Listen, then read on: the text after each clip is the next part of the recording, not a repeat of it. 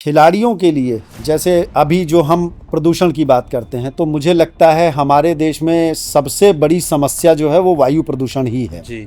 और वायु का संबंध जो होता सीधे जीवन से है। जो ये वायु प्रदूषण है किस हद तक आम जनमानस के स्वास्थ्य को प्रभावित करता है। वायु प्रदूषण जैसे बात आती है कि जो विकसित देश हैं वो प्रदूषण को नियंत्रित करने के लिए जहां पर दो मुख्य कारण होते हैं, एक होता है इंडस्ट्रियल डेवलपमेंट, दूसरा है कंस्ट्रक्शन इंफ्रास्ट्रक्चर। एक तरफ बात हो रही है इनको कम करने की, लेकिन किसी भी देश का विकास का जो पैमाना होता है वो उसकी इंडस्ट्री होती है और उसका कंस्ट्रक्शन फील्ड होता है। कौन देश चाहेगा कि ये दोनों चीजें वो कम कर दे। तो ये बात कहीं लगती नहीं कि एक काल्पनिक और कोरी कागज वाली बात है कि हम केवल बात कर सकते हैं इस पर और कुछ कर नहीं सकते।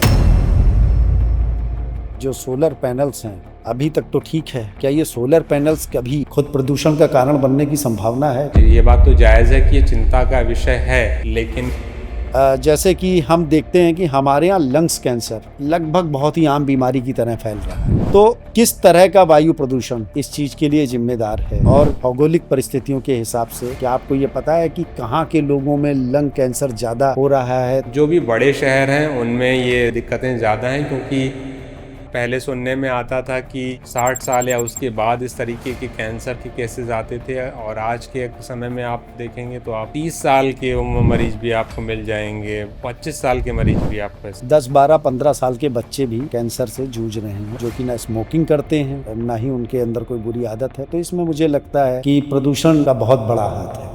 प्लास्टिक पोल्यूशन को लेके एक बहुत ही फिक्र करने वाली एक स्टडी आई है भारत के ही संदर्भ में, जो ये कहती है कि भारत के जो हमारे जल स्रोत हैं, हमारी नदियां, हमारे सागर महासागर, उनमें प्रदूषण इतना ज़्यादा बढ़ रहा है और वो दर इतनी तेज़ है कि अगर 2050 तक प्लास्टिक उनमें इसी दर के साथ ज़्यादा रहा, मैं बहुत जिम्मेदारी के साथ कह रहा हूँ, ये WHO का आंकड़ा है कि 2050 तक भारत के जल स्रोतों में मछलियों से ज़्यादा प्लास्टिक होगा। पान मसाला, गुटखा पहले प्लास्टिक के पाउच में आता था, लेकिन अब प्लास्टिक के पाउच में नहीं आता है। लेकिन ये मल्टीनेशनल ब्रांड अंकल चिप्स, लेज, कुरकुरे, ये सब आज भी प्लास्टिक के पाउच में आ रहे हैं और पान मसाला से ज्यादा बिकते हैं। इन पर क्यों नहीं कंट्रोल है? बिल्कुल, कहीं ना कहीं सरकारों की जो इच्छा शक्ति है उसमें कहीं ना कहीं कमी है। मतलब एक सीधे तौर पर हमारी सरकार का बिल्कुल इंटरेस्ट नहीं है। काफी पुरानी बात है, UPA 1 या UPA 2 की सरकार थी और जयराम रमेश पर्यावरण मंत्री हुआ करते थे। उस वक्त किसी प्रोजेक्ट के लिए बड़े पैमाने पर पेड़ों को काटा जाना था और उस प्रोजेक्ट के लिए वो बहुत जरूरी था, लेकिन जयराम रमेश ने बतौर पर्यावरण मंत्री वो अनुमति देने से इनकार कर दिया। उस वक्त क्या हुआ, जयराम रमेश को उनके पद से हटा दिया गया, उनके मुंह से वो मंत्रालय ले लिया गया। कांग्रेस की एक दूसरी बड़ी नेता जयंती नटराजन को पर्यावरण मंत्री बना दिया गया था और इसी शर्त पे बनाया गया होगा कि आपको परमिशन ग्रांट करनी पड़ेगी। जयंती नटराजन पर्यावरण मंत्री बनते ही तुरंत उस प्रोजेक्ट को मंजूरी दे दी गई। हमारे खिलाड़ियों के लिए और एक आम आदमी के लिए वातावरण में जो सांस ले रहे हैं, एक आम आदमी तो 1 घंटे पे मान लीजिए कि 1000 बार सांस ले रहा है, लेकिन एक खिलाड़ी 1 घंटे में 10,000 बार सांस लेगा और 10 गुना ज्यादा ऑक्सीजन यानी वायु लेगा अंदर, तो वो तो 10 गुना ज्यादा पोल्यूशन ले रहा है। आम आदमी बाद में बीमार पड़ेगा, हमारा खिलाड़ी पहले बीमार पड़ जाए। इससे बचने के कुछ उपाय भी आप लोगों ने रिसर्च में रखे हैं? मैं ये कहूँगा कि तो सुबह सबसे ज्यादा पोल्यूशन सबसे ज़्यादा प्रदूषण होता है और सख्त हिदायत दी जाती है लोगों को कि जो हार्ट, BP या ऐसी किसी भी क्रॉनिक डिजीज के मरीज हैं वो सुबह बिल्कुल भी इवन मॉर्निंग वॉक पे भी ना निकलें। तो मुझे लगता है ये चीज़ कहीं ना कहीं खिलाड़ियों के लिए इसको सेगमेंटाइज नहीं किया जा सकता है, बल्कि ये तो उनके लिए भी वही स्थिति है। आज के समय में जहाँ टेक्नोलॉजी इतनी डेवलप हो चुकी है, क्या टेक्नोलॉजी का कोई योगदान है कि हमें किसी तरीके के पोल्यूशन से बचा सके? जी बिल्कुल, एक शब्द इंटरनेट से लेके अखबारों की दुनिया तक बहुत तैर रहा है, AI, आर्टिफिशियल इंटेलिजेंस। AI ने भी प्लास्टिक पोल्यूशन से निपटने में अपनी अहम भूमिका निभानी शुरू कर दी है।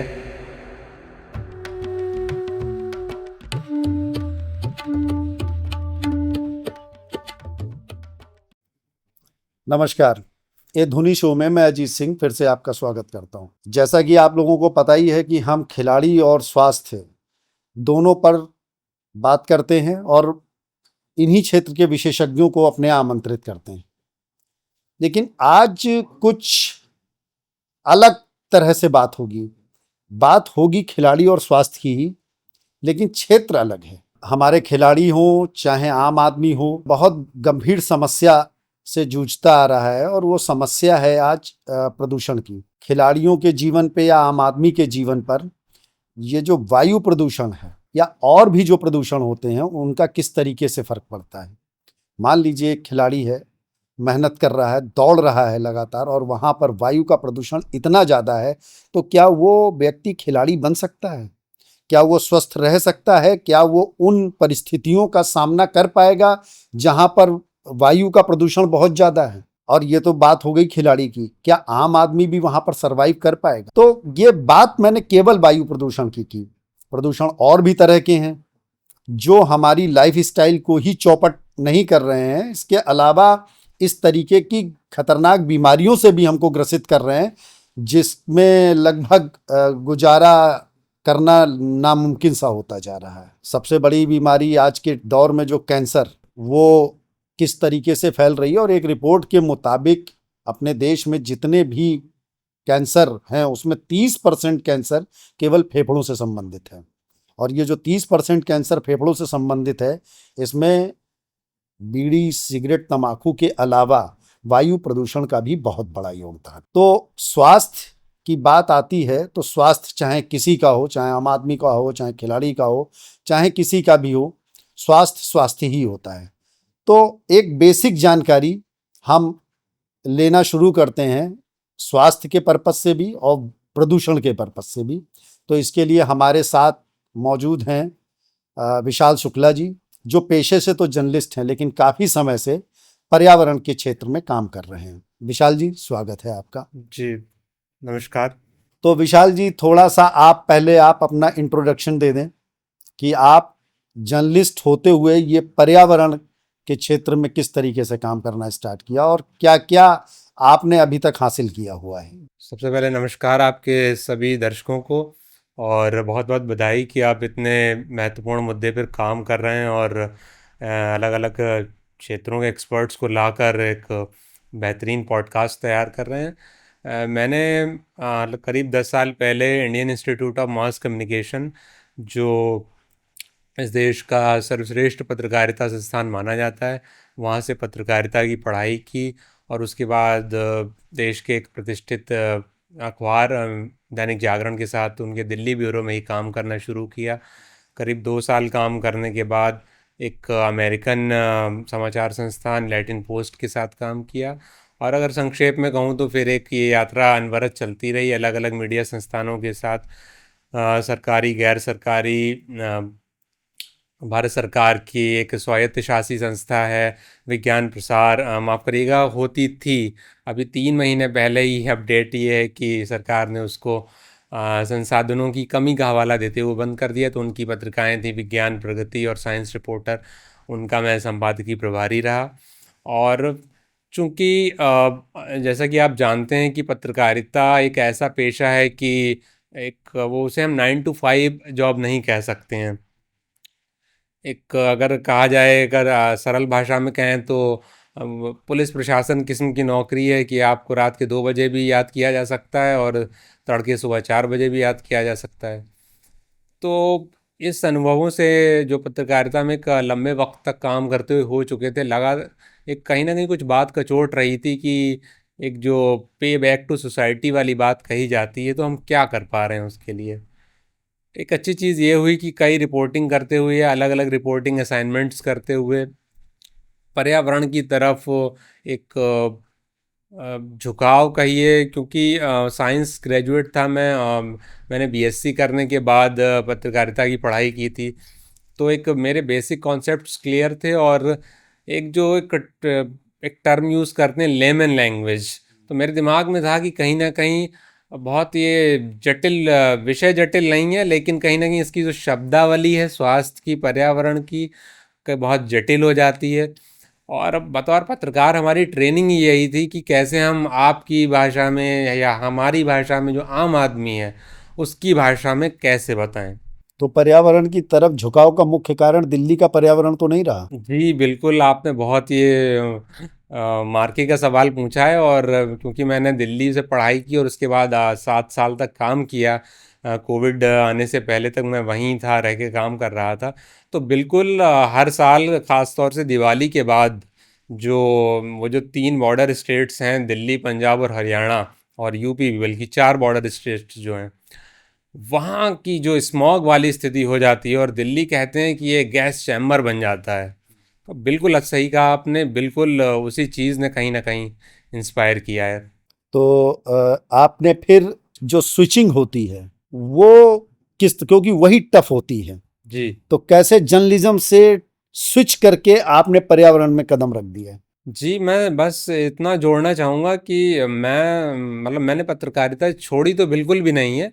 और मैं खुद को एक पर्यावरण पत्रकार ही मानता हूँ, पर्यावरण पत्रकार और क्लाइमेट कम्युनिकेटर मैं खुद को कहता हूँ। और मुझे जो इस यात्रा की शुरुआत हुई थी पर्यावरण पत्रकारिता की, वो करीब 6 साल पहले, 5-6 साल पहले टेरी के साथ हुई। दिल्ली का एक बहुत प्रतिष्ठित संस्थान है, उन्होंने हिमालयन रेंज में जो हिमालयन कंट्रीज़ हैं वहाँ पे क्लाइमेट रिपोर्टिंग के लिए मुझे चुना था। और जितने भी देश हैं उनके करीब 12 पत्रकारों को चुना गया था। तो वो कह सकते हैं कि एक औपचारिक शुरुआत थी पर्यावरण पत्रकारिता में। अच्छा, चलिए, ये तो आपका जो एक सफ़र का एक संक्षिप्त हमको ब्यौरा मिल गया। अब आते हैं सीधे मुद्दे पर। हमारा जो पॉडकास्ट रहता है वो आपको जैसे पता चल गया कि हम स्वास्थ्य और खिलाड़ियों पे ज़्यादा फोकस करते हैं। जी खिलाड़ियों के लिए जैसे अभी जो हम प्रदूषण की बात करते हैं, तो मुझे लगता है हमारे देश में सबसे बड़ी समस्या जो है वो वायु प्रदूषण ही है जी फिलहाल। और वायु का संबंध जो होता सीधे जीवन से है। जी बिल्कुल। जो ये वायु प्रदूषण है, ये किस हद तक, मालूम तो सभी को है, हम आपके शब्दों में सुनना चाहते हैं, हो सकता है कुछ ज्यादा व्याख्यायित रूप से आप बता दें, किस हद तक आम जनमानस के स्वास्थ्य को प्रभावित करता है? जी बिल्कुल, बहुत अच्छा सवाल है आपका। और वायु प्रदूषण ये देखिए कितना बड़ा मसला बन चुका है। अभी हमने बात की दिल्ली खुद में एक गैस बहुत बड़ा चैम्बर। गैस चैम्बर बन जाता है। और हम अभी इस वक्त जहाँ बैठ कर ये पॉडकास्ट रिकॉर्ड कर रहे हैं, शहर लखनऊ देखिए क्या पहले किन किन चीज़ों के लिए मशहूर था, अदब और तहजीब। और लेकिन चिंताजनक बात है बहुत कि हम दिल्ली के प्रदूषण की बात करते हैं तो उत्तर प्रदेश के जो बड़े शहर हैं उनमें लखनऊ के प्रदूषण और उसकी AQI की ज़रूर बात होती है। और कभी कभी दिल्ली से आगे भी निकल जाता है। जी, और ये मुझे लगता है कि कोई ऐसी चीज़ है कि शायद कोई भी लखनऊ वासी इस पे गर्व नहीं करना चाहेगा, कि वरना तो हम दिल्ली से लखनऊ की होड़ लगाते ही रहे हैं और कहते हैं कि कहा जाता है कि दिल्ली का रास्ता लखनऊ से होके जाता है। लेकिन नहीं चाहेगा कोई लखनऊ वाला कि इस मामले में वो आगे निकले दिल्ली से। तो आपको ये थोड़ा सा एक चीज आप हमारे एक आम आदमी के लिए जी थोड़ा सा एक क्या कहते हैं इंट्रोडक्शन, जी किसका, प्रदूषण का, जी वायु प्रदूषण का जी दीजिए कि विभिन्न क्षेत्रों में या ज्योग्राफिकल लोकेशंस के हिसाब से जी एक मोटा मोटा ब्यौरा बता दीजिए कि किन किन कारणों की वजह से वायु प्रदूषित होती है और उन प्रदूषण की वजह से कौन कौन से खतरे एक आम आदमी के स्वास्थ्य पे मंडराते रहते हैं। जी बिल्कुल। आपने बहुत अच्छा सवाल किया और मैं इसमें ज़रूर इसको 2 टुकड़ों में बताना चाहूँगा आपकी प्रश्न को। कि एक तो अहम चीज़ ये है कि आपने कहा कि वायु प्रदूषण मोटा मोटी कैसे समझा जाए कि क्या चीज़ है और आम आदमी को ये कैसे प्रभावित कर रहा है। तो एक तो जो इंडस्ट्रियल सोर्सेज से जो पोल्यूशन फैल रहा है, अलग अलग फैक्ट्रीज़ हैं या बहुत सारा जो कंस्ट्रक्शन का काम हो रहा है बड़े पैमाने पर।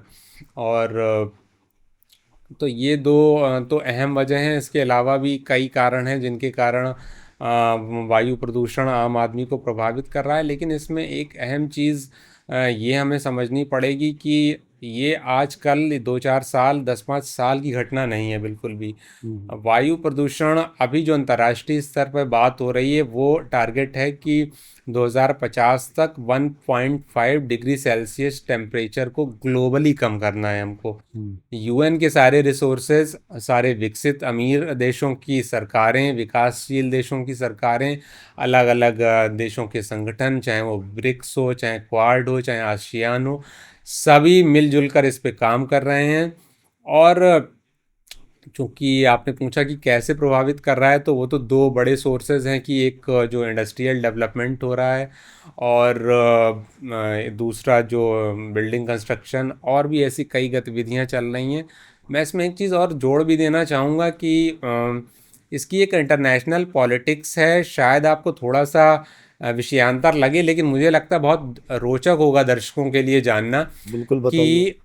क्यों इसके जो इंटरनेशनल पॉलिटिक्स है वो हमें जानना चाहिए इसके बारे में।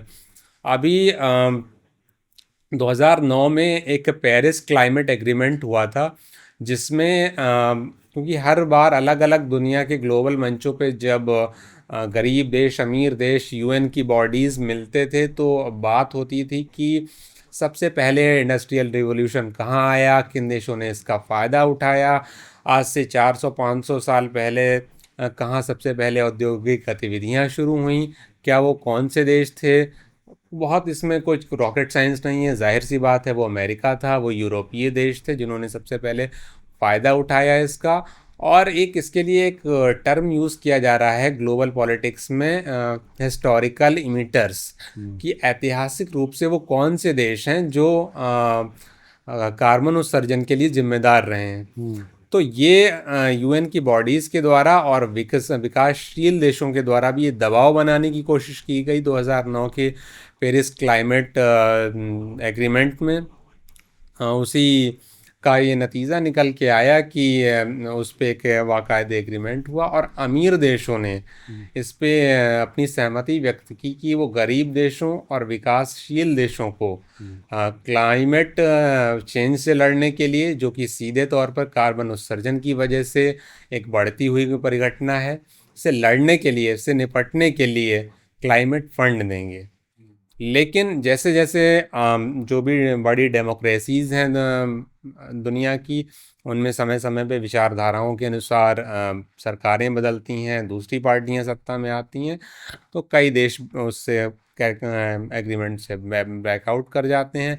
सबसे बड़ा जो इसका उदाहरण है वो अमेरिका है, जहाँ के जो मौजूदा राष्ट्रपति हैं डोनाल्ड ट्रंप, वो अपने पिछले कार्यकाल में जब राष्ट्रपति बने तो 2009 के पेरिस क्लाइमेट एग्रीमेंट से अमेरिका वॉकआउट कर गया, जबकि गरीब देशों को फंड करने वाला उस एग्रीमेंट के अनुसार अमेरिका सबसे बड़े देशों में से एक था। तो अभी जो ये वैश्विक मंच पे जो लड़ाई है वो यही है कि अमीर देश क्लाइमेट फंड रिलीज़ करें समय से, टेक्नोलॉजी ट्रांसफ़र हो, क्योंकि अगर क्लाइमेट चेंज की बात आती है, एयर पोल्यूशन की बात आती है, तो उससे निपटने के लिए जो सबसे बड़ा औजार है अभी, ये जिस पे सबसे ज़्यादा पूरी दुनिया में जोर दिया जा रहा है, वो है ग्रीन एनर्जी। चाहे उसको रिन्यूएबल एनर्जी का चाहिए कहिए या क्लीन एनर्जी कहिए, तो वो है। और उसके लिए टेक्नोलॉजी ट्रांसफ़र की बात भी बहुत ज़ोर शोर से उठती है। जैसे बात आती है कि जो विकसित देश हैं वो प्रदूषण को नियंत्रित करने के लिए, जहाँ पर दो मुख्य कारण होते हैं, एक होता है इंडस्ट्रियल डेवलपमेंट, दूसरा है कंस्ट्रक्शन इंफ्रास्ट्रक्चर। जी। एक तरफ बात हो रही है इनको कम करने की, लेकिन किसी भी देश का विकास का जो पैमाना होता है वो उसकी इंडस्ट्री होती है और उसका कंस्ट्रक्शन फील्ड होता है। कौन देश चाहेगा कि ये दोनों चीजें वो कम कर दे? कोई तो विकल्प है नहीं। इंडस्ट्रियल डेवलपमेंट का सिर्फ एक ही विकल्प है, इंडस्ट्रियल डेवलपमेंट। जी। और ग्रीन एनर्जी इतनी सफिशिएंट सोर्सेज अभी अवेलेबल नहीं है कि इंडस्ट्रियल डेवलपमेंट उन ग्रीन एनर्जी के दम पर हो सके। जी। कंस्ट्रक्शन में कोई विकल्प नहीं है। देखिए, industrial development different kind of air pollution के लिए वो जिम्मेदार है और कंस्ट्रक्शन अलग तरह से जिम्मेदार है। तो कंस्ट्रक्शन में ग्रीन एनर्जी का तो मुझे लगता है कोई इस्तेमाल इतना संभव नहीं है, क्योंकि उसमें जो धूल मिट्टी और जो भी पार्टिकल्स हैं वो तो पोल्यूटेड करेंगे ही एयर को। तो ये बात कहीं लगती नहीं कि एक काल्पनिक और कोरी कागज वाली बात है कि हम केवल बात कर सकते हैं इस पर और कुछ कर नहीं सकते हैं। जी, बहुत मैं कहूँगा बहुत आपको धन्यवाद, आपने ये सवाल किया। और ये मैं जिस आपको अभी ये ग्लोबल डिबेट की बात कर रहा था, ये बिल्कुल आपका जो प्रश्न है बिल्कुल वो विकासशील और गरीब देशों की तरफ से ये बहुत बड़ा मुद्दा है, ये बहुत बड़ा हिस्सा है इस डिबेट का, क्लाइमेट फंड और टेक्नोलॉजी ट्रांसफ़र को लेके जो डिबेट चल रही है। और कहीं ना कहीं एक बीच का रास्ता तलाशने की कोशिश की जा रही है क्योंकि हम बिल्कुल आपने सही कहा, हम इंडस्ट्रियल जो एक्टिविटीज़ हैं उससे भी एकदम से मुंह नहीं मोड़ सकते हैं।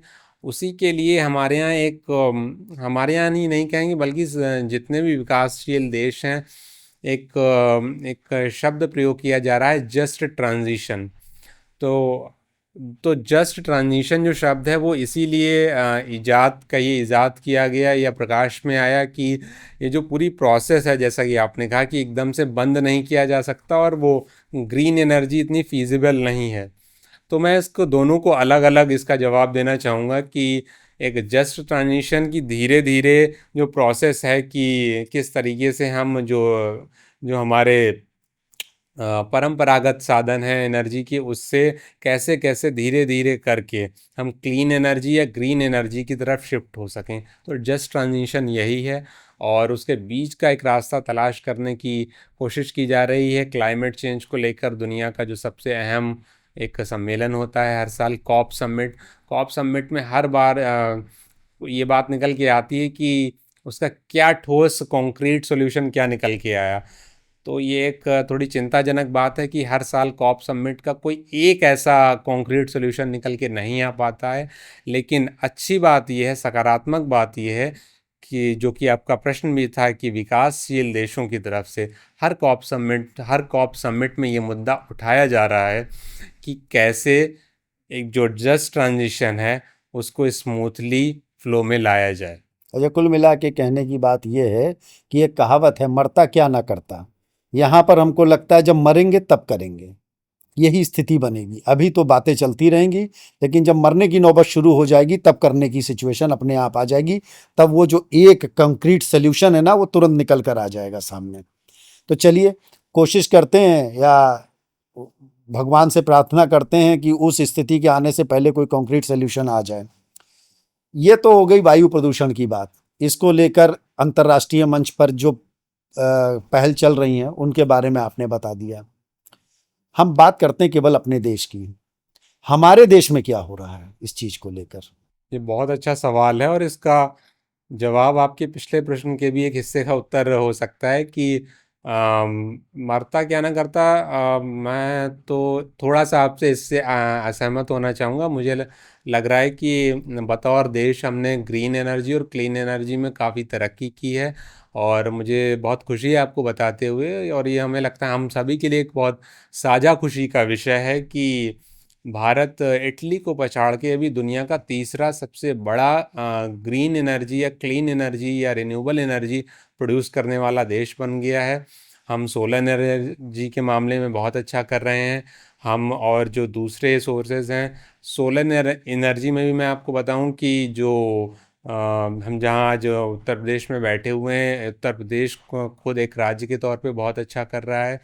और इसके अलावा हम विंड एनर्जी में बहुत अच्छा कर रहे हैं।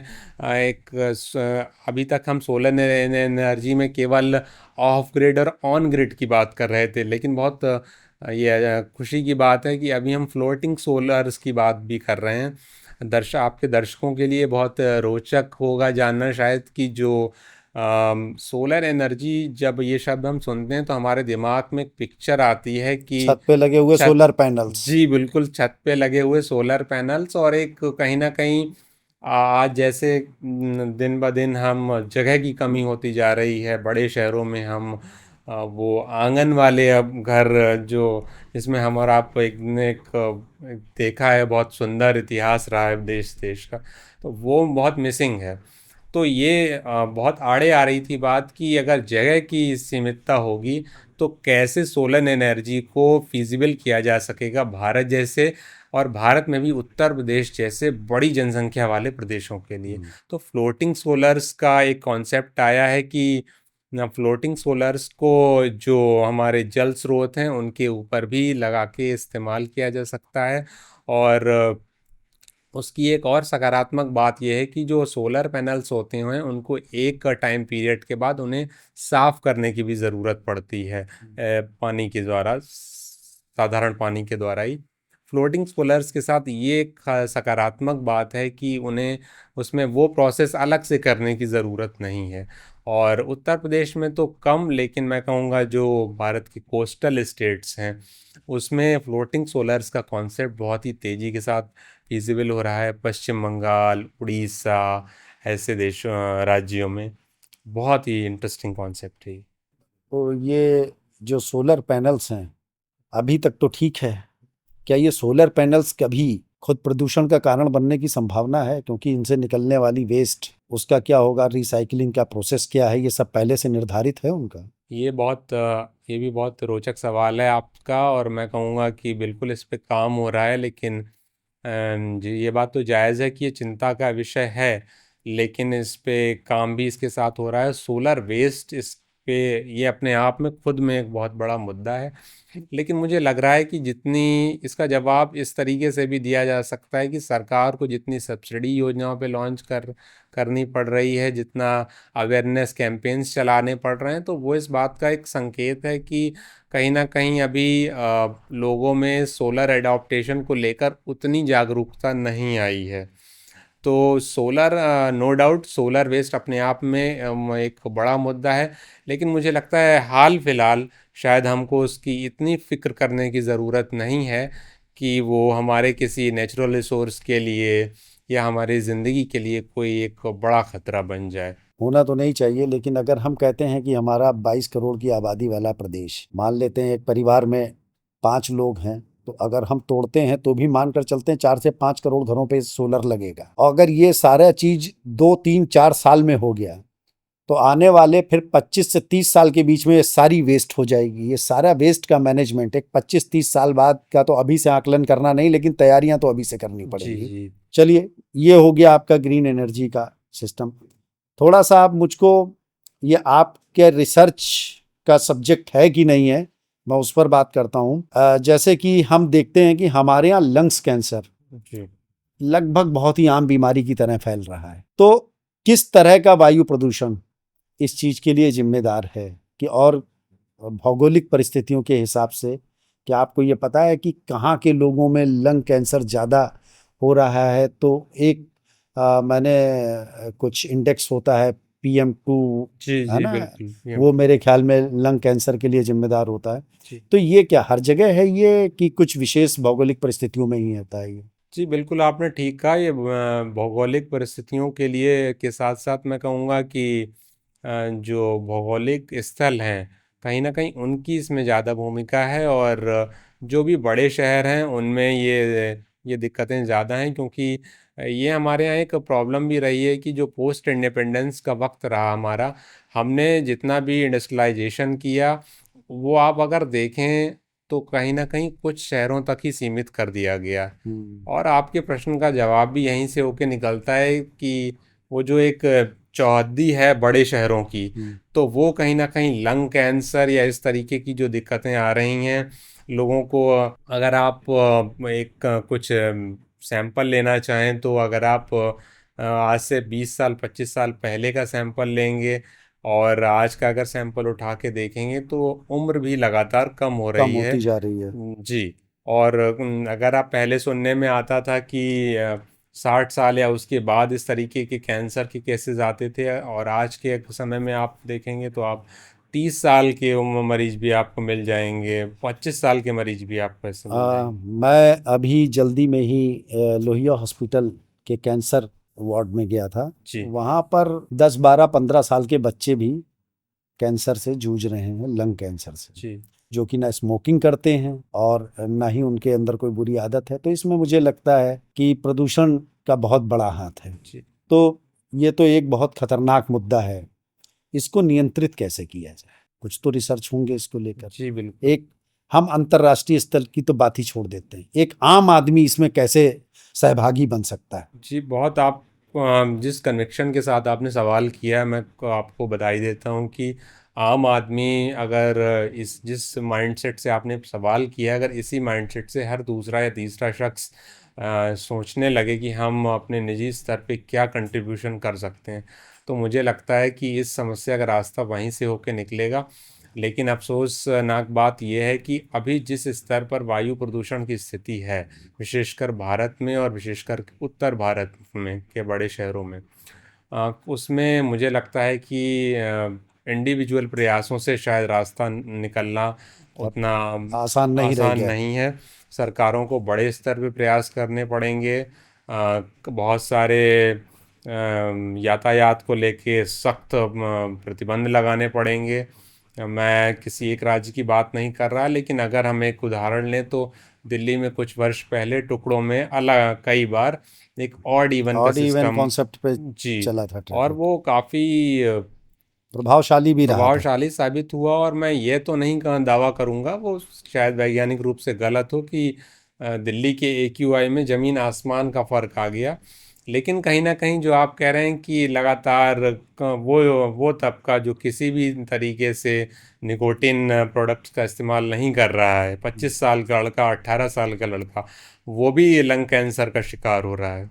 तो वो कहीं ना कहीं वहीं से आ रहा है। और WHO की तो एक भारत के संबंध में ही रिसर्च भी है जो ये कहती है कि भारत के बड़े शहरों में और दिल्ली जैसे शहरों में सिगरेट ना पीने वाला व्यक्ति भी जो बाहर जाकर काम करता है या किसी कंस्ट्रक्शन एक्टिविटीज़ का हिस्सा है, वो 50 सिगरेट के बराबर, इतना वायु प्रदूषण है कि 50 सिगरेट के बराबर जो है वायु, सांस प्रदूषित सांस के वायु है। जरिए जो है प्रदूषण जी एब्जॉर्ब बिल्कुल, कर रहा है। अंदर ले रहा है जी। तो मतलब आम आदमी के हाथ से की जो संभावना थी वो निकल चुकी है। अब ये बड़े स्तर पर ही इसमें कुछ बदलाव होंगे तभी काम बनेगा। छोटी छोटी मुझे लगता है एक दो चीज़ें हम ज़रूर कर सकते हैं कि हमारे समाज में एक ये है कि जो यातायात के साधन हैं वो उनका प्राथमिक उद्देश्य ये था कि हमारी ज़िंदगी को आसान बनाना। लेकिन बदलते वक्त के साथ जैसे स्टेटस सिंबल बन गया। स्टेटस सिंबल बन गया है। आप कभी भी इस लखनऊ शहर या दिल्ली के किसी भी बड़े शहर में देख लीजिए, आप जब किसी ट्रैफिक जाम में कार लाइन से हज़ारों की तादाद में कारें होती हैं, तो हर कार में आपको एक आदमी ही बैठा हुआ दिखाई हाँ, देगा।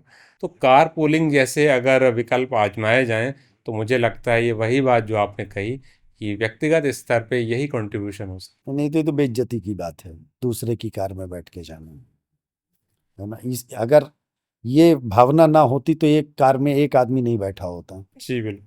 और फिर कल जिसके नंबर आएगा, जिसकी कार में बैठना होगा, उसको कोई परेशानी हो गई, नहीं भैया आज तो हमें ससुराल जाना है, बीवी ने कहा है, तब तो बाकी 4 पैदल हो जाएंगे ना। तो ये तो सिर्फ कॉन्सेप्ट रहेंगे कागजों में, जब तक आदमी खुद नहीं सचेत होगा। और वो हमारे यहाँ सचेत होने वाली स्थिति कोई है नहीं, ऐसा ये हमारे डीएनए में ही नहीं है, तो हम नहीं हो सकते। वायु प्रदूषण के अलावा दूसरा सबसे बड़ा कारण क्या है जो आम आदमी की सेहत पे फर्क डाल रहा है? जी बिल्कुल, आपने बहुत ये अहम सवाल किया। और मुझे लगता है कि थोड़ा सा, हालांकि आपने कहा कि, लेकिन मुझे फिर से थोड़ा सा अंतर्राष्ट्रीय स्तर की तरफ जो है लौटना पड़ेगा। दूसरा सबसे बड़ा जो कारण है, और वो मैं आपके पिछले प्रश्न में ही उसको जोड़ भी सकता हूँ, कि लंग कैंसर का जो दूसरा एक सबसे बड़ा कारण है भारत में, वो माफ़ करिएगा, प्लास्टिक का प्रदूषण है। और UN की एक संस्था है, UNEP, United Nations Environment Programme, जो पर्यावरण को लेके काम करने वाली दुनिया की सबसे बड़ी बॉडी है, UN की बॉडी है। तो उसने इस साल को सेलिब्रेट करने के लिए, इस साल को जब हम सेलिब्रेट शब्द यूज़ करते हैं तो कहीं ना कहीं वो अवेयरनेस के सेंस में हम बात कर रहे हैं। एक थीम डिसाइड की है और वो है हैशटैग बीट प्लास्टिक पोल्यूशन।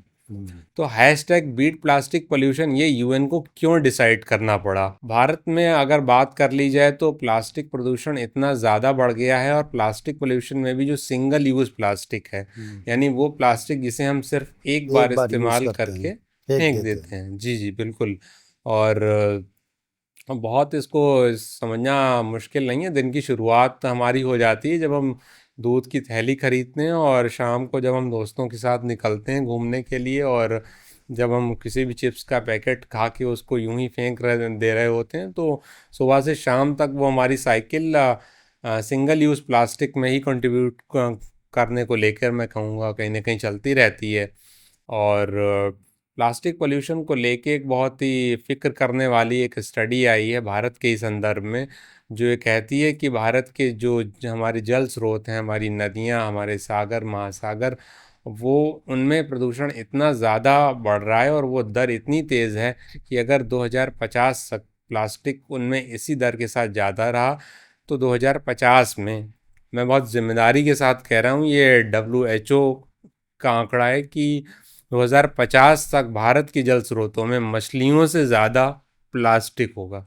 और ये बहुत, भारत के कोस्टल स्टेट्स में तो मछली एक फूड ऑप्शन के तौर पर भी बहुत बड़े पैमाने पे इस्तेमाल किया जाने वाला एक कह सकते हैं कि भोज्य पदार्थ भी है। तो बहुत ये चिंताजनक चीज़ है। नहीं, लेकिन ये स्वास्थ्य पे हमारे कैसे फर्क डाल रही है? जी बिल्कुल। ये प्लास्टिक पोल्यूशन क्या है कि ये इसका एक फॉर्म होता है माइक्रो प्लास्टिक्स। माइक्रो प्लास्टिक्स हम अगर हम बात कर रहे थे कि सिंगल यूज़ प्लास्टिक, तो वो तो हम देख रहे हैं कहीं ना कहीं कि हम देख रहे हैं कि हम प्लास्टिक में कंट्रीब्यूट कर रहे हैं जब हम चिप्स का पैकेट खा के फेंक दे रहे हैं, भले वो हमारी लापरवाही का हिस्सा है। लेकिन हमारी हवा में या बहुत सारी दूसरी चीज़ें हैं, तरीके हैं जहाँ पे माइक्रो प्लास्टिक्स जिनके सेवन के ज़रिए हमारे शरीर में प्रवेश करता जा रहा है। जब हम रोज़ सुबह फ्रिज में भरकर प्लास्टिक बॉटल्स में पानी ठंडा होने के लिए रखते हैं, तो कहीं ना कहीं वो उसके ज़रिए भी हम माइक्रो प्लास्टिक हमारे शरीर में जा रहा है। डिप्रिशिएट होती है, प्लास्टिक झड़ती होगी, जो जी दिखती बिल्कुल, नहीं आंखों से, मिक्स बिल्कुल, होती ही होगी उसमें। बिल्कुल। और चूंकि ये साइक्लिक प्रोसेस है तो इसका नुकसान या इसका कुछ तकलीफ हमें तुरंत नहीं महसूस हो रही है। और यही सबसे ख़तरनाक बात है कि हम साल दर साल उसको इस्तेमाल करते जा रहे हैं और अचानक हमें पता चलेगा कि हमारे शरीर में तो इतना प्लास्टिक पोल्यूशन पहुंच चुका है कि उसने हमारे लंग्स, हमारी किडनी, हमारे लीवर को नुकसान पहुंचा दिया। इसको कंट्रोल करना तो बहुत आसान है, तो सरकारें कंट्रोल करती क्यों नहीं? क्योंकि ये तो कोई ऐसी चीज है नहीं, कोई एक विकल्प निकालें प्लास्टिक का, बिल्कुल निकल सकता है। और इसमें तो सरकार को योगदान करना चाहिए। सरकार आज सोलर पैनल लगाने के लिए सब्सिडी दे रही है। प्लास्टिक के बदले में अगर कोई और मटेरियल यूज हो सकता है, उसके प्रोडक्शन के लिए क्यों नहीं सब्सिडी दे रही है? ये सब भी तो सरकार को करना चाहिए। आप लोग जब इस क्षेत्र में काम कर रहे हैं तो ये तो सरकार के लिए बाएं हाथ का काम है प्लास्टिक का प्रोडक्शन रोक देने के लिए। पान मसाला, गुटखा पहले प्लास्टिक के पाउच में आता था, लेकिन अब प्लास्टिक के पाउच में नहीं आता है।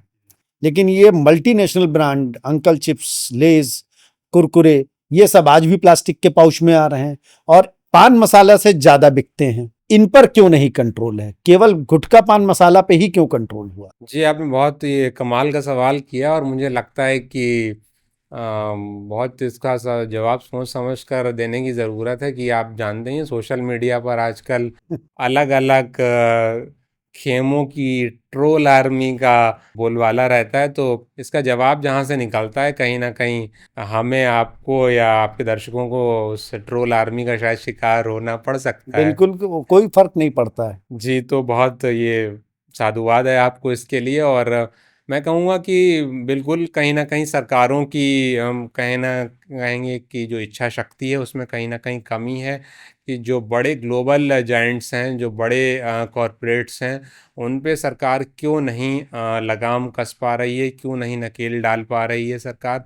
ये बहुत बड़ा वो है, एक अपने आप में सवाल है। और चिप्स का पैकेट ही क्यों, कोल्ड ड्रिंक की प्लास्टिक की बोतल और ऐसे हज़ारों सोर्सेज हैं हमारे खाने पीने की चीज़ों से लेके हमारी डेली लाइफ में इस्तेमाल होने वाली और चीज़ों तक, जिसमें प्लास्टिक कदम कदम पर इस्तेमाल किया जा रहा है। विकल्प आ चुके हैं, टेट्रा पैक आते हैं जी जो नॉन पोल्यूशन पैक कहे जाते हैं। जी जिस तरीके से आज पान मसाला गुटखा एक सेफ पैक में आते हैं, तो विकल्प हैं हमारे पास। तो ये मल्टीनेशनल कंपनियां इन विकल्प का इस्तेमाल क्यों नहीं कर रही हैं, भगवान जाने।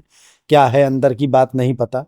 लेकिन क्या आप लोग इस क्षेत्र में या इस तरीके से कोई किसी तरह का दबाव बनाने का प्रयास नहीं करते हैं सरकार के ऊपर, या कहीं किसी तरीके से जिस भी इंस्टीट्यूशन से आप, संस्था से जुड़े होते हैं, वहां पर क्या इस तरीके का कोई प्रावधान नहीं है कि इन चीजों को लेकर सरकार के साथ कोई कोऑर्डिनेशन होता हो? क्योंकि आप लोग रिसर्च में हैं, आपके रिसर्च से क्या फायदा केवल अपने ही घर में वो कागज रखे रहें, सरकार तक ना पहुंच सकें? क्या ऐसा कोई कोऑर्डिनेशन है नहीं आपके और सरकार के बीच में?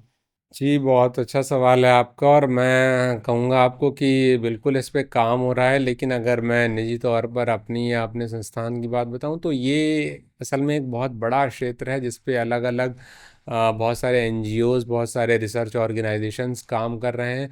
मैं जिस संस्थान के साथ अभी काम करता हूँ, WCS अमेरिका, वो बेसिकली रिसर्च के स्तर पे काम करता है। तो उनका हम क्या काम करते हैं कि हम प्रदूषण के अलग अलग आयामों पर काम करके जो डेटा बेस है वो ओपन सोर्स करते हैं, कि जिसका इस्तेमाल एनजीओज भी कर सकते हैं, सरकार भी कर सकती है।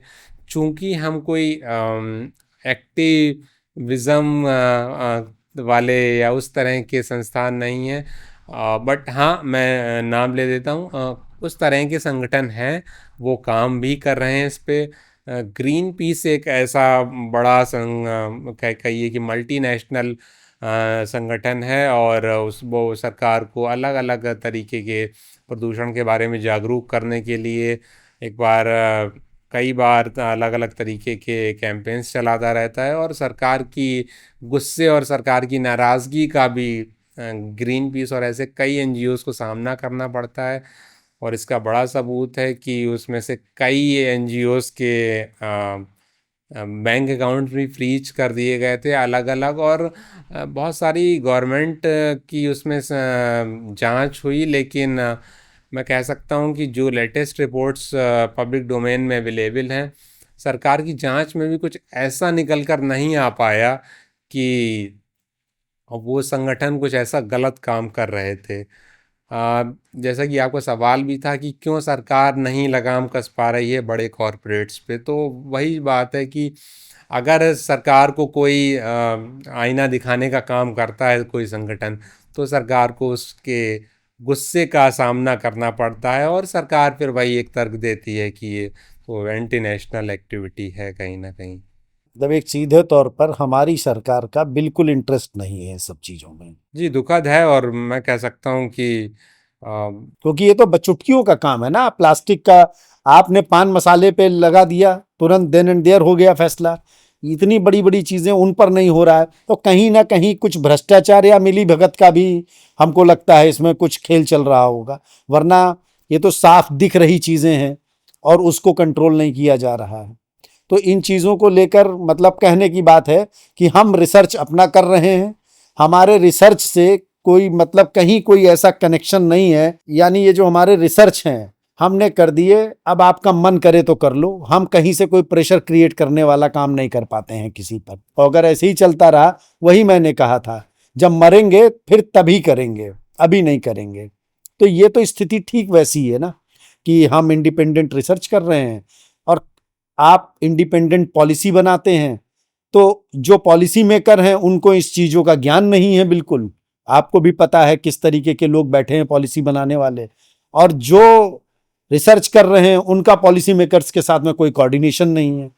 तो इन चीज़ों को लेकर कहीं ना कोई एक बॉडी ऐसी होनी चाहिए जो आप लोगों के बीच में कोलैबोरेशन कराए। और मैंने आज तक जितने भी मुद्दों पर यहाँ बात की है, हर बात में एक ही चीज निकल कर आती थी कि गवर्नमेंट और इस तरीके के इंस्टीट्यूशंस के बीच में कोई कोऑर्डिनेशन नहीं है, इसलिए सारी रिसर्च, सारी बातें बेकार साबित होती हैं, धरी की धरी रह जाती हैं। और कोई भी रिसर्च, कोई भी आविष्कार, कोई भी थ्योरी काम नहीं आ पाती है। 10-20% ही उसका यूटिलाइजेशन हो पाता हमारे यहाँ। तो इस तरह की समस्याओं के साथ में आपको कैसे लगता है कि आपके ये जो रिसर्च चल रहे हैं, कैसे आप अपने आप को संतुष्ट कर पाते हैं कि ये रिसर्च कल को हमारे यहाँ बदलाव का कारण बन सकते हैं? जी बिल्कुल, मैं थोड़ा सा आपसे असहमत होऊंगा इस पे कि ये तो निसंदेह कि सर, जैसा कि मैंने बताया कि रिसर्च, कोई भी रिसर्च ऑर्गेनाइजेशन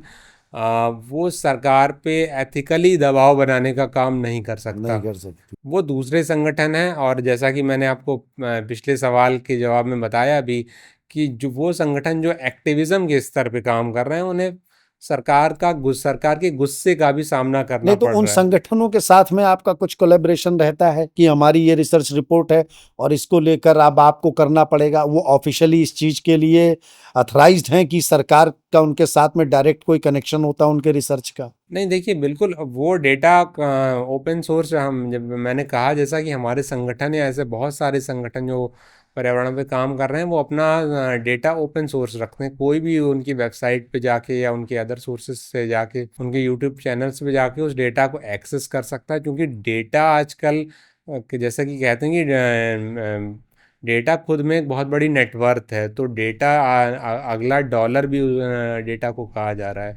तो अगर हमारे पास कॉन्क्रीट डेटा नहीं होगा तो हम कोई पॉलिसी बना ही नहीं सकते, क्योंकि हमें कोई भी पॉलिसी बनाते वक्त उसके बहुत सारे सेगमेंट्स को ध्यान में रखना पड़ता है। हम कोई यूनिफॉर्म पॉलिसी हमारी सारी पॉपुलेशन के लिए नहीं बना सकते। हमें इनकम स्लैब बांटना पड़ेगा, जेंडर स्लैब अलग बांटना पड़ेगा, एज ग्रुप स्लैब अलग बांटना पड़ेगा। तो कहीं ना कहीं मुझे लगता है कि हम लोगों का जो काम है वो वहाँ पे जाके काम आता है। और आपने जिन नहीं तो आपको ये कमी खलती तो होगी कि सरकार डेटा का सही उपयोग नहीं कर पा रही है आपके द्वारा। जी बिल्कुल, मैं ये कहूँगा कि इस्तेमाल से ज़्यादा कहीं ना कहीं इच्छा शक्ति की कमी वो एक है। मैं अगर थोड़ा सा एक उदाहरण देके इसको समझाऊं तो अ, थोड़ा ये पुराना उदाहरण हो जाएगा, लेकिन इससे सरल उदाहरण शायद ना हो आपके दर्शकों के लिए। काफ़ी पुरानी बात है, यूपीए 1, मुझे ठीक से याद नहीं है, यूपीए 1 या यूपीए 2 की सरकार थी और जयराम रमेश पर्यावरण मंत्री हुआ करते थे। उस वक्त किसी प्रोजेक्ट के लिए बड़े पैमाने पर पेड़ों को काटने की अनुमति दी जा रही थी। माफ़ कीजिएगा, पेड़ों को काटा जाना था और उस प्रोजेक्ट के लिए वो बहुत ज़रूरी था। लेकिन जयराम रमेश ने बतौर पर्यावरण मंत्री वो अनुमति देने से इनकार कर दिया।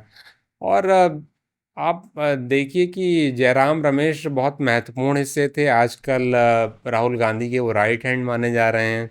एक लंबा अरसा हो गया अभी भी कांग्रेस में। लेकिन उस वक्त क्या हुआ, जयराम रमेश को उनके पद से हटा दिया गया, उनके मुंह से वो मंत्रालय ले लिया गया और कांग्रेस की एक दूसरी बड़ी नेता जयंती नटराजन को पर्यावरण मंत्री बना दिया गया था।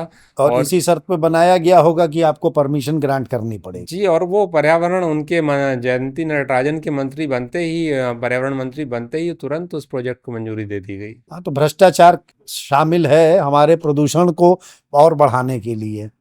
तो चलिए, फिर स्थिति वही आएगी, मरेंगे तब करेंगे। मैं बार बार यही कह रहा हूं, मरेंगे तभी करेंगे। इसलिए जब तक मरेंगे नहीं तब तक करेंगे नहीं, तो ये तो रहेगा, समझ में आ गया है। और अब थोड़ा सा एक आपको एक चीज अगर बताएंगे, हमारे खिलाड़ियों के लिए और एक आम आदमी के लिए जो इस वातावरण में जो सांस ले रहे हैं, एक आम आदमी तो 1 घंटे पे मान लीजिए कि 1000 बार सांस ले रहा है, लेकिन एक खिलाड़ी 1 घंटे में 10,000 बार सांस लेगा और 10 गुना ज्यादा ऑक्सीजन यानी वायु लेगा अंदर। तो वो तो 10 गुना ज्यादा पोल्यूशन ले रहा है। तो आम आदमी बाद में बीमार पड़ेगा, हमारा खिलाड़ी पहले बीमार पड़ जाएगा। इससे बचने के कुछ उपाय भी आप लोगों ने रिसर्च में रखे हैं अपने? जी बिल्कुल, देखिए मैं ये कहूँगा कि जो ये बात आपने बहुत सही कही कि एक आम आदमी की अपेक्षा एक खिलाड़ी कई गुना ज़्यादा बार सांस लेता है। और क्योंकि ज़्यादातर जो आउटडोर गेम्स हैं उनमें इतनी फिज़िकल एक्टिविटी इन्वॉल्व होती है, और सिर्फ स्पोर्ट्स के दौरान ही नहीं बल्कि उससे पहले उनके जो अलग अलग प्रैक्टिस सेशंस होते हैं उसमें भी और अलग अलग मौक़ों पर भी। तो ये तो है कि खिलाड़ियों के साथ ये एक समस्या है, लेकिन कहीं ना कहीं खिलाड़ियों के साथ एक सकारात्मक चीज़ ये है कि उनकी इम्यूनिटी आम आदमी की अपेक्षा ज़्यादा मजबूत होती है। तो वो वायु प्रदूषण से और आम आदमी की अपेक्षा लड़ने में कहीं ज़्यादा सक्षम होते हैं।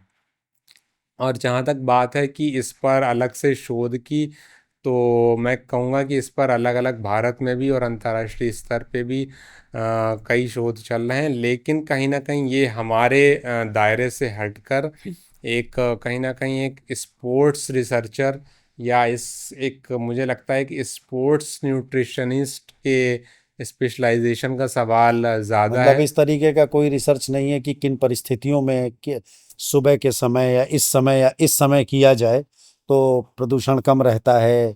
इस तरीके का कोई है कि 24 घंटे में कोई समय ऐसा होता होगा जिस समय प्रदूषण कम होता होगा, कुछ समय ज़्यादा होता होगा। जैसा माना जाता है सुबह 4 बजे उठिए 6-7 बजे तक करिए तो इस समय प्रदूषण कम होता होगा। तो इस समय प्रदूषण कम होने का कारण क्या होता है? तो रात भर तब शांति रहती है, गाड़ियां नहीं चलती हैं, ये वो, लेकिन उनसे निकलने वाला धुआं कहाँ चला जाता है?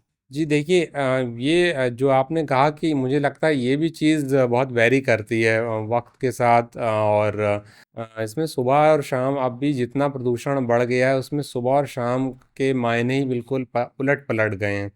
अब आप देखिए कि जब दिल्ली में या पूरा ये नॉर्थ इंडिया का बेल्ट है, ये जब दिवाली के बाद स्मॉग वाला सीज़न आता है तो तो ये सुबह सबसे ज्यादा पोल्यूशन होता सबसे है। ज़्यादा प्रदूषण होता है, और सख्त हिदायत दी जाती है लोगों को कि जो हार्ट, बीपी या ऐसी किसी भी क्रॉनिक डिजीज़ के मरीज हैं वो सुबह बिल्कुल भी इवन मॉर्निंग वॉक पे भी ना निकलें। तो मुझे लगता है ये चीज़ कहीं ना कहीं खिलाड़ियों के लिए इसको सेगमेंटाइज नहीं किया जा सकता है, बल्कि ये तो उनके लिए भी वही स्थिति है। तो विशाल जी, चलते चलते एक सवाल बचता है, आज के समय में जहां टेक्नोलॉजी इतनी डेवलप हो चुकी है, क्या टेक्नोलॉजी का कोई योगदान है कि हमें किसी तरीके के पोल्यूशन से बचा सके? जी बिल्कुल। एक शब्द आजकल इंटरनेट से लेके अखबारों की दुनिया तक बहुत तैर रहा है, एआई, आर्टिफिशियल इंटेलिजेंस। और तैर ही नहीं रहा है, हम और आप सुबह शाम उसका कहीं ना कहीं इस्तेमाल कर रहे हैं। इस्तेमाल भी कर रहे हैं। तो एआई ने भी प्लास्टिक पोल्यूशन से निपटने में अपनी अहम भूमिका निभानी शुरू कर दी है। और तो जो दुनिया की सबसे बड़ी टेक्नोलॉजी कंपनी है गूगल, उसने अपना एक सॉफ्टवेयर डेवलप किया है, AI software, circular net. Circular net एक गूगल का ऐसा एआई सॉफ्टवेयर है जो कि मशीन लर्निंग की सहायता से, सैटेलाइट इमेजेस की सहायता से, इकलौता सा एआई सॉफ्टवेयर सारी चीज़ों की मदद लेते हुए एआई टेक्नोलॉजी के ज़रिए प्लास्टिक से लड़ने में अपनी भूमिका निभा रहा है। इसका एक जीता जागता उदाहरण मैं भारत से आपको देता हूँ। हैदराबाद का एक बहुत ही ज़बरदस्त स्टार्टअप है, रिसाइकल, RECYKAL, वो नॉर्मल वाला रिसाइकल नहीं, RECYKAL। रिसाइकल क्या काम करता है कि वो सर्कुलर नेट के साथ कह सकते हैं कि उन्होंने कोलैबोरेशन किया है, और वो 50,000 टन प्लास्टिक कचरे को डेली, 50,000 टन, ये खुद में बहुत बड़ा अमाउंट है। जी। और वो भी उस शहर में, हैदराबाद, जहाँ जिसे इंडिया का आईटी हब भी कहा जाता है, वहाँ से 50,000 टन रोज़ाना प्लास्टिक कचरे को रिसाइकल कर रहे हैं। और आपके दर्शकों को जान के खुशी होगी कि उन्हें क्यों रिसाइकलिंग में अपना योगदान देना चाहिए। उस रिसाइकिल किए हुए प्लास्टिक कचरे की कीमत 6 गुना तक बढ़ जा रही है रिसाइकल करने के बाद में। तो मैं आपके दर्शकों के लिए चलते चलते एक 4R का मंत्रा ज़रूर बताना चाहूँगा, जो कि 4R है, रिफ्यूज़, रीयूज़, रिड्यूस और रिसाइकल। तो पहला R है रिफ्यूज़। हमें अपनी जो रोज़मर्रा की ज़िंदगी है उसमें रिफ्यूज़ करना पड़ेगा, चीज़ों को इग्नोर करना पड़ेगा, ख़ास तौर से सिंगल यूज़ प्लास्टिक जैसी चीज़ों को, और उसके जो अल्टरनेट ऑप्शंस हैं उनकी तरफ जाना होगा। तो रिफ्यूज़ करना पड़ेगा। दूसरा R यानी रिड्यूस, अपनी जो रोज़मर्रा की ज़रूरतें हैं, हम बहुत जो सारी ऐसी प्लास्टिक पर निर्भर है उन्हें हमें कम करना उन्हें पड़ेगा। हमें कम करना पड़ेगा। और रिड्यूस हम कर सकते हैं क्योंकि बहुत सारी चीज़ें ऐसी हैं हम अपनी ज़िंदगी को आसान बनाने के लिए भी कर रहे हैं, कि हमने ऑनलाइन ऑर्डर किया, 10 मिनट में डिलीवरी हाजिर है। हम क्यों ना अपने घर से रिसाइकल्ड जो चीज़ें हैं उन्हें लेकर जाएं और उन थैलों में सामान लेकर कपड़े आएं। के थैले चलते हैं, कपड़े जूट के के थैले हैं, हैं। आप उन्हें लेकर जाएं, उसमें भर के लेकर आएं। जी बिल्कुल बिल्कुल।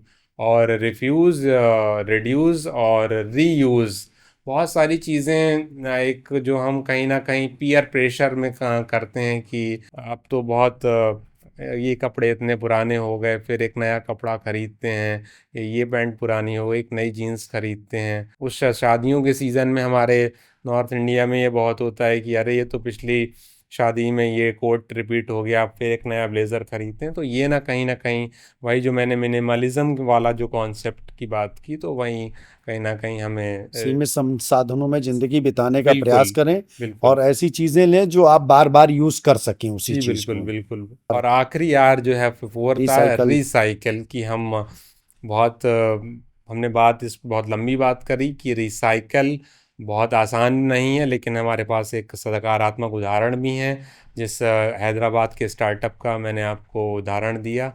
तो वो एक चीज़ है, रिसाइकलिंग के लिए हमें कोशिश करनी चाहिए और अपने इंडिविजुअल स्तर पर एक उसमें योगदान देना चाहिए। बहुत छोटे से उदाहरण से बताता जाऊं, बस चलो। ये प्रैक्टिकली जानते हैं, रिसाइकलिंग बहुत छोटे छोटे स्तर पे आती है जी जिनका हमारे पास कोई रिकॉर्ड नहीं है। जी मैं बेसिक तौर पे जुड़ा हुआ हूँ।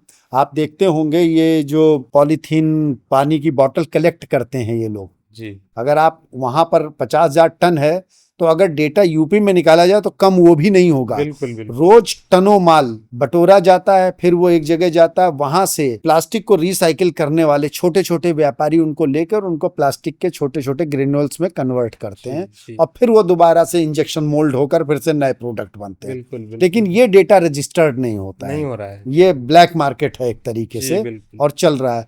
तो ये कहीं ना कहीं हो तो रहा है रिसाइकिल, लेकिन उन पैरामीटर्स में नहीं हो रहा। रिसाइकलिंग में भी पोल्यूशन हो रहा है, तो एक स्टैंडर्ड इनका भी मेंटेन होना चाहिए और गवर्नमेंट को इस रिसाइकलिंग प्रोसेस पर नजर रखनी चाहिए। कुछ बिल्कुल पैरामीटर डिसाइड करने पड़ेंगे इसको जी लेकर बिल्कुल भी। करने पड़ेंगे। और रिसाइकलिंग बहुत हम तो बच्चों को भी समझा सकते हैं कि जब हम सूखा कचरा और गीला कचरा अलग कर रहे हैं, वेस्ट सेग्रीगेशन भी एक तरीके का रिसाइकलिंग की ही पहली सीढ़ी ही है। और जब हमारे यहाँ सुबह नगर निगम की गाड़ी आती है कचरा लेने, तो वो हम सूखा कचरा एक तरफ डाल रहे होते हैं और गीला कचरा एक तरफ, तो हम वो रिसाइकिल में ही अपना कंट्रीब्यूशन कर रहे हैं। वो काम भी अगर हम ईमानदारी से करते रहें कि हम अपने साबुन और वॉशिंग पाउडर के रैपर को अलग और सब्जी और फल के छिलकों को अलग अलग करें, बहुत आसान काम है जिसे हम रोज़ कर सकते हैं। तो ये एक कहीं ना कहीं, और मुझे बहुत सारी हमने बातें कर ली, डेटा सेट्स पे हमने बात कर ली, सरकारों की जिम्मेदारियां हमने तय करने की कोशिश की, और इस पूरे मसले पे मुझे दुष्यंत, जो कि बहुत ही मकबूल कवि हैं हमारे, वो याद आते हैं कि एक बड़ी उनकी मशहूर लाइन है कि कौन कहता है आसमां में सुराख नहीं हो सकता, कौन कहता है आसमां में सुराख नहीं हो सकता, एक पत्थर पत्थर तो तो तबीयत तबीयत से से उछालो उछालो यारो। यारो।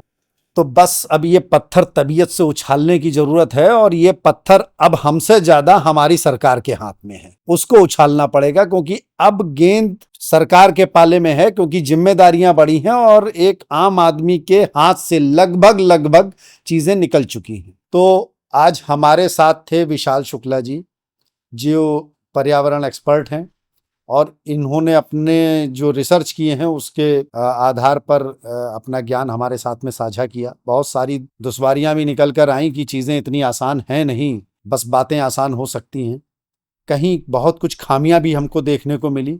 मुद्दा सिर्फ ये था कि हम बात करें कि कुछ हमारी अपनी सेहत के लिए हम सचेत हो सकें। हम स्वास्थ्य और खेल को लेकर अपनी चिंता हमेशा व्यक्त करते रहते हैं, तो पर्यावरण का बहुत बड़ा रोल है दोनों के लिए। आप खेल को हटा दीजिए, हम केवल स्वास्थ्य की बात करते हैं, तो खिलाड़ी स्वस्थ नहीं होगा तो खिलाड़ी कैसे बनेगा।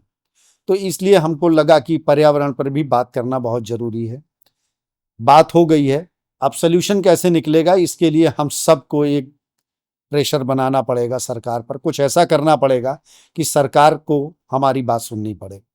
तो विशाल जी, आपका बहुत बहुत धन्यवाद, आप हमारे शो में आए और उम्मीद करते हैं फिर कभी आएंगे तो कुछ और अच्छे सकारात्मक रिसर्च लेकर आएंगे कि हाँ, आपने की जो समस्याएं थी, जो दुविधाएं थी, सरकार ने उनको सुना है। जी बहुत धन्यवाद मुझे आमंत्रित करने के लिए आपके कार्यक्रम में, और इस महत्वपूर्ण मुद्दे पर बात करने के लिए, और बहुत शुभकामनाएं आपके प्लेटफॉर्म को और आपके दर्शकों को भी, जो इतने महत्वपूर्ण मुद्दों से जुड़ रहे हैं।